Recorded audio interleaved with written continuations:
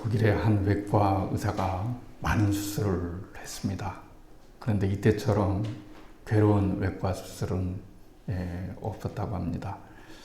바로 그 암을 수술하는 건데, 암도 여러 종류가 있지 않겠습니까? 그런데 한 여인에게 설암이 진행이 많이 되어서 혀를 잘라내야만 되는 그런 형국에도 있었습니다. 혀가 없으면 말을 못하지 않겠습니까?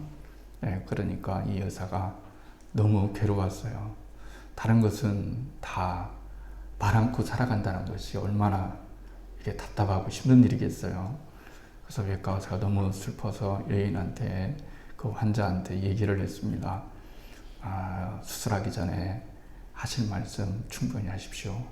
이렇게 얘기를 했고, 또 수술 당일날 하실 말씀이 뭐 있느냐, 이제 잘라버리면 영영 말을 할 수가 없습니다. 그랬습니다.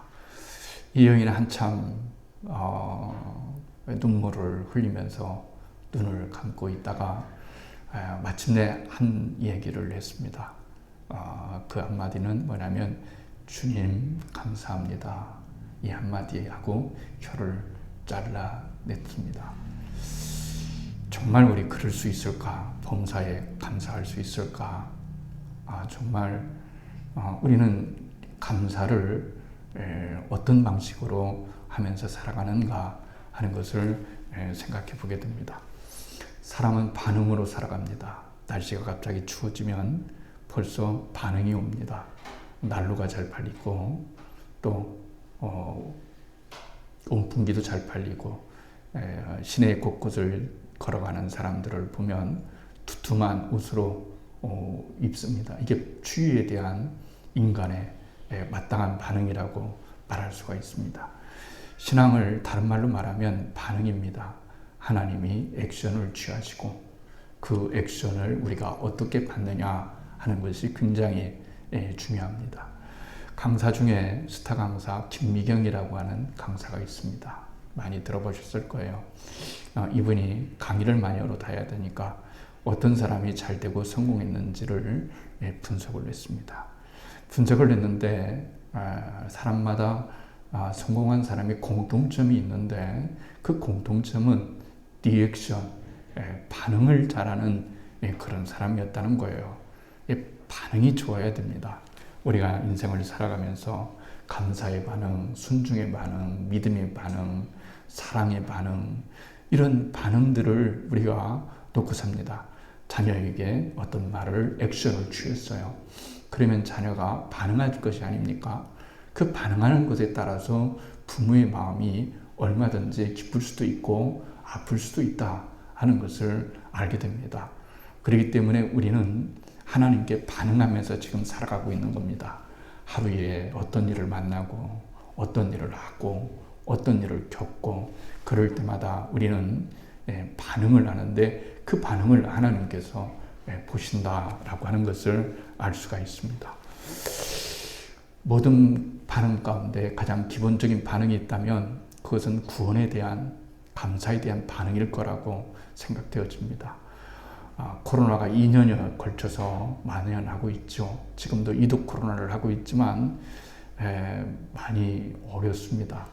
안타깝게 백신을 맞고 돌아가신 분도 있고, 코로나 때문에 돌아가신 분도 있어요. 한 해 동안 정말 건강한 사람도 죽었을 것이고, 아픈 사람도 죽었을 것이고, 사고로 죽은 사람이 있을 것이고, 그래서 매년마다 여러분의 얼굴을 볼 때마다 한 해도 우리 식구들을, 교회 식구들을 보살펴 주시고 살려주시고 함께 하신, 그리고 우리들의 자녀들이 건강하게 커나가는 그런 모습을 보면 이내 얼마나 감사한지, 감사의 조건이 너무 많다는 거죠. 우리가 찬송가를 불렀습니다. 찬송가를 보면 사실은 은혜스러운 곡이 참 많아요. 어떻게 이런 찬송시를 썼을까? 어떻게 이런 찬송시를 만들었을까? 그렇게 생각되어지는 거죠. 그 중에 잘 아는 페니 제인 크루스비 여사를 여러분 잘 알 겁니다. 크리스비 여사는 태어난 지 6개월 만에 눈에 병이 들었어요. 그래서 치료를 해야 됩니다. 치료를 해야 되는데 동네 병원 의사가 옛날에는 이렇게 집 같은 데 멀리 가가지고 치료도 하고 뭐 고정적으로 앉아서 치료했지만 이렇게 순회하면서 의사가 없으니까 순회하면서 치료를 하는 그런 시대였어요.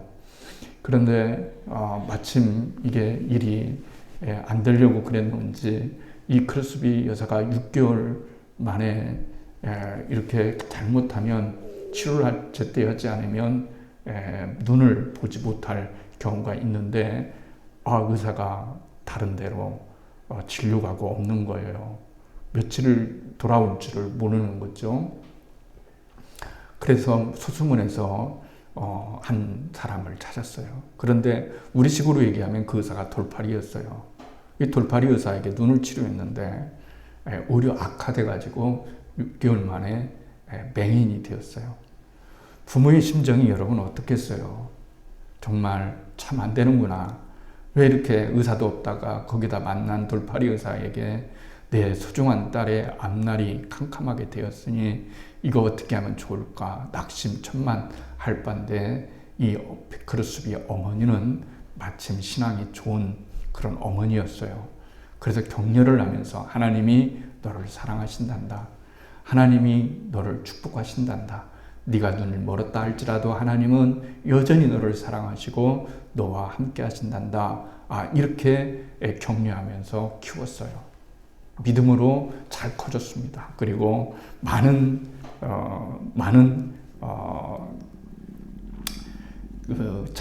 작사를 했습니다. 우리가 부르는 찬송 중에도 거의 크리스비 여사의 찬송이 많습니다. 인내하신 구세주여 내 말 들으사. 그랬죠. 인내하신 구세주. 아니, 자기가 6개월 만에 눈 멀었는데 인내하신 주님이라니요. 이게 신앙의 실력입니다. 사람은 실력이 있어야 된다고 늘 말씀드렸습니다. 그 중에 중요한 것은 신앙에도 실력이 있는 거예요. 실력이 있는 겁니다. 이런 반응들이 모여서 진정한 나의 신앙의 실력을 만들어가는 거죠. 인내하신 구세주요 이것도 만들었고요. 나의 갈 길 다가도록 예수인 나를 인도하시네. 나의 갈 길 다가도록 좀 인도하시네. 주의 음성을 내가 들으니 사랑한다는 말일세. 여러분 이 찬송도 주셨어요. 예수로 나의 구주 삼고 그랬습니다. 예수로 나의 구주 삼고 그랬죠. 나의 영원하신 기업 그랬어요. 그래서 한 기자가 물었어요. 정말 찬송시를 이렇게 주옥 같은 찬송시를 쓰는데 정말 당신이 감사하는 이유 중에 하나가 뭐냐? 하나를 꼽아라. 이렇게 말을 했더니 이 크리스비 여사는 이렇게 말을 했어요. 나는 감사할 것이 너무 많지만 단 한 가지만 꼽으라면 나는 예수 그리스도인이라. 예수를 믿는 그리스도인이라고 하는 이 한 가지 사실에 나의 모든 감사가 거기에 다 들어가서 더 이상 부러울 것도 없고 또 그 어떤 것도 나는 바라지를 않습니다. 내가 예수 안에서 이렇게 살 수 있다는 것, 또 예수님을 보면서 살 수 있다는 것, 눈을 멀었지만 예수님을 역설적으로 더 가까이 볼 수 있다는 것은 하나님의 축복이었고 하나님의 은혜였습니다. 이렇게 하면서 오랫동안 그는 하나님의 은혜를 입게 되었던 것을 알 수가 있습니다. 반응입니다. 하나님께서 아브라함에게 액션을 취하셨습니다. 하나님께서도 우리들에게 액션을 취하십니다. 사건으로 액션을 취하시고 사람으로 액션을 취하십니다. 그럴 때 우리가 꼭 잊지 말아야 될 것은 뭐냐면 우리는 그리스도인이라는 사실을 잊지 말아야 됩니다. 우리가 하나님의 명예를 우리가 스스로 구원할 수는 없지만 그러나 하나님의 명예를 드높일 수도 있고 또 하나님의 명예를 떨어뜨릴 수도 있습니다. 그렇기 때문에 하나님은 우리가 성장하길 바라시는 거예요. 왜 예수 믿고 성장해야 될까? 왜 예수 믿고 우리가 구원의 확신을 가져야 될까? 왜 구원의 확신을 가져야 됩니까? 성경은 구원의 확신을 가지라고 말하죠. 그런데 왜 구원의 확신을 가져야 되는 걸까요? 그것은 내가 인생에서 혼자 살아가는 것이 아니고 나의 구원의 기쁨을 앗아가는 시험들이, 질문들이, 혼동스러운 일들이 나의 앞길을 사단마귀가 막을 때에 구원의 확신을 가져야만 이겨낼 수 있기 때문에 그런 겁니다. 하나님이 나를 사랑하신다. 그럼에도 불구하고 하나님은 나를 용서하시고, 그럼에도 불구하고 나는 일어나서 주님의 자녀답게 살아갈 것이다 라고 하는 이런 단단한 믿음을 가졌을 때 우리는 주 안에서 더욱더 강건해지고 온전해진다는 사실을 우리들에게 말씀해 주시고 있는 거예요. 그렇지 않습니까? 하나님께서 아브라함에게 액션을 취하셨어요. 네가 사랑하는 독자 이삭을 모리아산에서 번제로 드리라 이랬어요. 이건 너무나 하나님을 이해할 수 없는 그런 일입니다. 그러나 그럼에도 불구하고 그는 25년 동안의 신앙을 부지런히 키웠죠. 이 세상에서 가장 중요한 것이 뭘까요? 마음입니다. 무릇 지킬 만한 것보다 내 마음을 지키라 그랬습니다. 우리가 믿음의 마음이 되지 아니하면 언제나 우리들의 신앙은 흔들리게 되어 있고 의심하게 되어 있고 낙심하게 되어 있기 때문에 주님은 무엇보다도 이 세상에서 네가 부지런히 지켜야 될 것은 네 재산도 아니고 네 집도 아니고 네 마음을 지켜야 된다. 무슨 마음이요? 믿음의 마음을 지켜야 된다. 이렇게 주님 우리들에게 말씀해 주시고 있는 거예요. 주님께서 그런 리액션을 받았을 때에 얼마나 여러분 기쁠까요? 주님 얼마나 저기 할까요?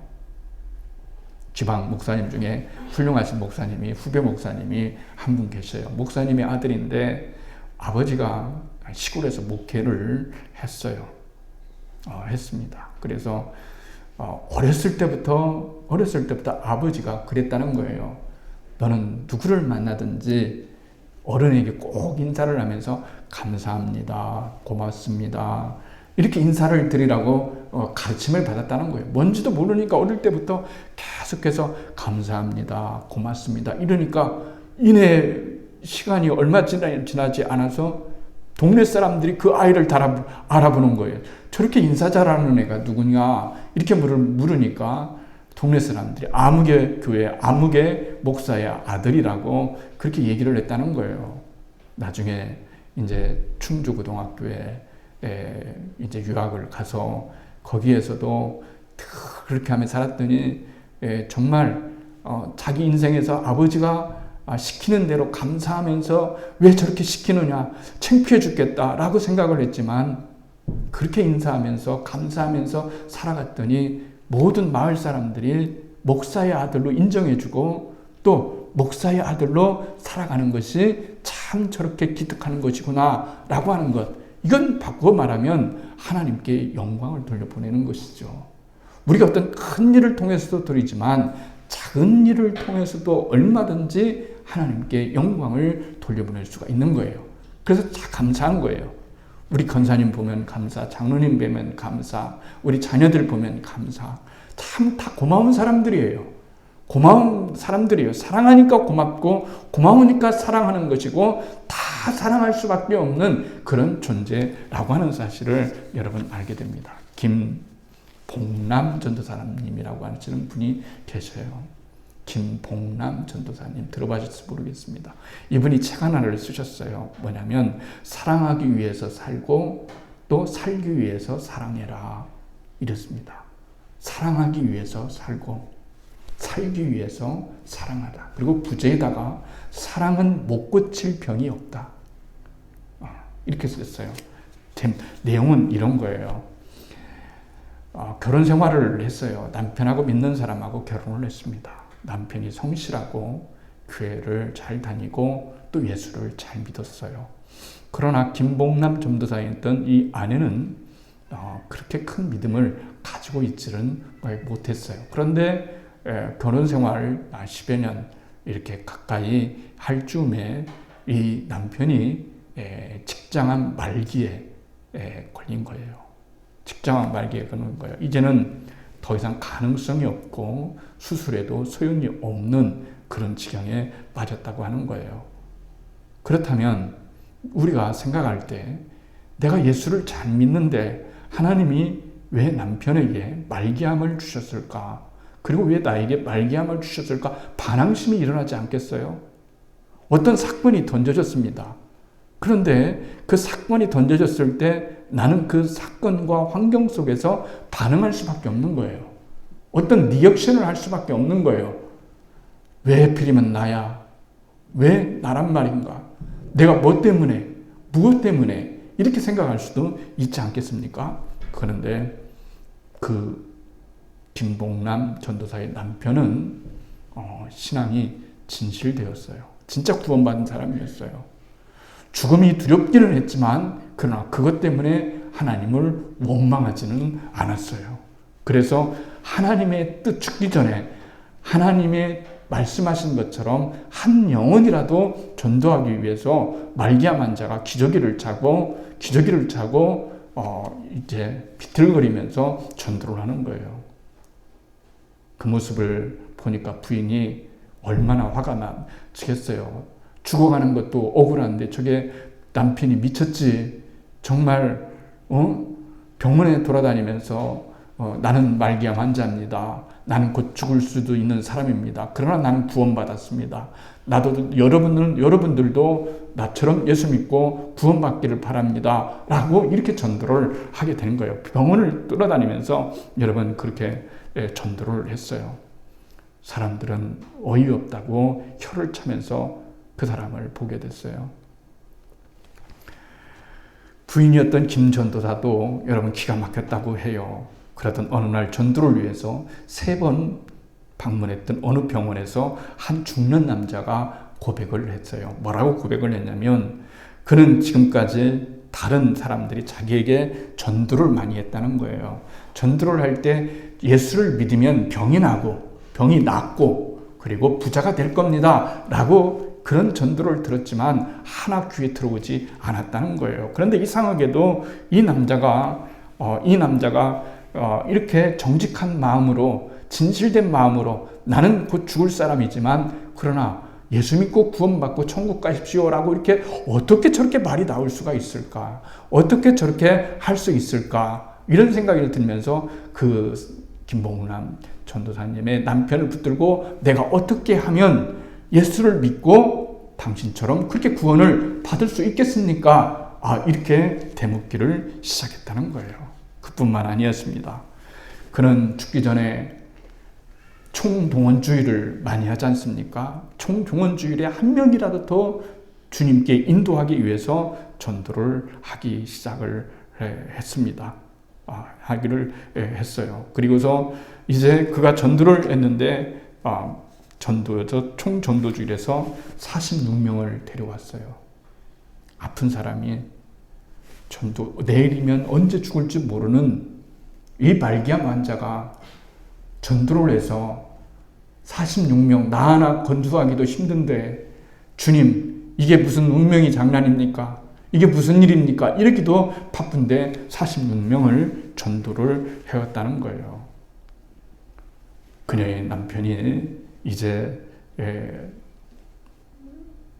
돌아가시게 되었어요. 죽고 난 다음에 여러분 서재를 정리를 하게 되었습니다. 그런데 남편이 노트에 메모를 한 것이 발견되었어요. 이렇게 써 있었다고 합니다. 내가 태어날 때 나는 울었지만 주위 사람들은 웃었다. 그렇죠. 한 아이가 태어나니까 아기는 울지만 주위 사람들은 웃는 거죠. 너무 기쁘니까. 그러나 거꾸로 내가 죽었을 때 주위 사람들은 울겠지만 나는 웃으면서 그분에게 가리라. 나는 웃으면서 그분에게 가리라. 이렇게 했다는 거예요.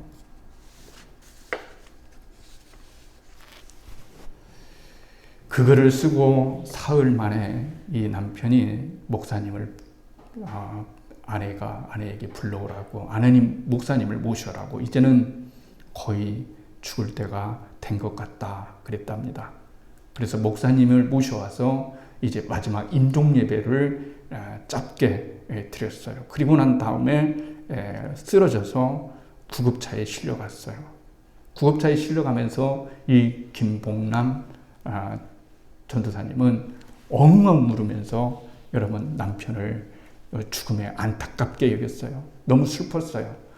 그때 딸이 10살 초반인데 이 13살 딴 딸이 아버지를 부겨안고 얼마나 울었는지 알 수가 없다고 그래요. 서로 그렇게 하다가 응급 차량에서 갑자기 딸이 얘기하는 거예요. 엄마, 나하고 약속해. 새끼손가락 걸어. 그런 거예요. 그래서 지금 경황이 어떤지 모르지만 손가락을 끼고 약속을 하는데 딸이 하는 말이 엄마는 이제 아빠의 뒤를 이어서 평생 아빠처럼 사람의 영혼을 전도하면서 살아가는 그런 엄마가 된다고 나한테 약속을 해. 그랬어요.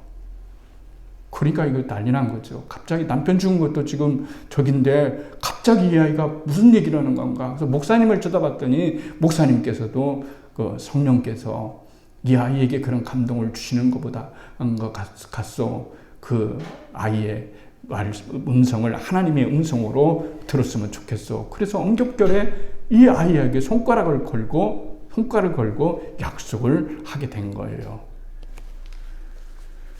그러면서 유품을 준비하면서 그랬다는 거예요. 그때 왜 나에게 그런 약속을 하게 했니? 그러니까 다른 것이 아니고 아빠도 그렇게 말기암에 암에 걸려서 하나님께 감사하면서 한 영혼이라도 더 전도하면서 살아가야 된다고 몸부림쳤는데 우리는 어떻게 그렇게 살지 않겠어요? 아빠들을 위해서 살아야 되지 않겠어요? 그러면서 이 김봉남 전도사는 이제는 딸의 말처럼 진정으로 하나님을 위해서 살아가고 남편이 하던 일을 계속하면서 살아가야 되겠다라고 하면서 연대 세브란스 거기에서 전도사로서 일을 하고 많은 세계에 다니면서 어려운 사람들에게 복음을 전하고 그리고 말기암 환자들 이런 사람들을 위해서 기도해주고 전도해주고 그리고 영혼의 구원에 힘쓰면서 26년 동안 그 일을 지금도 계속하고 있다는 이야기를 들었습니다. 사람이 감사할 것이 있으면 감사하지 못하는 것이 감사하는 것이 뭔 실력일까요? 그렇죠. 그게 뭔 실력일까요? 하박국에는 이렇게 남아 있습니다. 비록 무화과 나무가 무성하지 못해도 포도나무에 열매가 없어도 감람나무에는 소출이 없어도 밭에는 먹을 것이 없어도 나는 구원의 하나님으로 말미암아 외양간에 소가 없을지라도 나는 여호와 하나님으로 말미암아 나의 구원의 하나님께 감사하며 기뻐하리로다 라고 이렇게 고백하고 있어요. 이게 믿는 사람입니다. 왜 그럴까요? 인생은 나그네이기 때문에 그런 거예요. 인생은 나그네예요. 우리는 아직 진짜 삶을 살지 않았어요. 우리의 진짜 삶은 하나님 나라에서 사는 그 삶이 우리를 기다리고 있기 때문에 그런 거예요. 이 땅에 모든 것들이 있는 것이 아니고 하나님 나라에 우리 인생의 모든 것들이 다 거기 들어있는 거예요. 얼마나 인간이 여러분 살기가 어렵습니까? 살아내는 것도 힘들고 살아온 것도 힘들고 살아가야 될 것도 무척 힘듭니다. 그러나 이 땅의 순간은 이 땅의 시간은 나그네인 거예요. 나그네에 불과한 거예요. 그리고 이 땅의 시간은 순간적인 것에 불과한 거예요. 영혼에 비하면 시간은 극히 작은 것이라고 말할 수가 있습니다. 그렇기 때문에 주님은 우리들에게 믿음을 갖기를 원하시는 거예요. 구원의 확신을 갖기를 원하시는 거예요. 너에게 구원이 있다.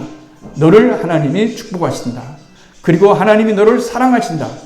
그리고 하나님께서 너와 함께 하신다라고 하는 그런 사실을 하나님은 끊임없이 우리에게 확인시킴으로써 이 세상을 담대히 살아갈 수가 있는 거예요. 내가 믿음의 확신만 있다면 우리는 범사에 감사할 수가 있습니다.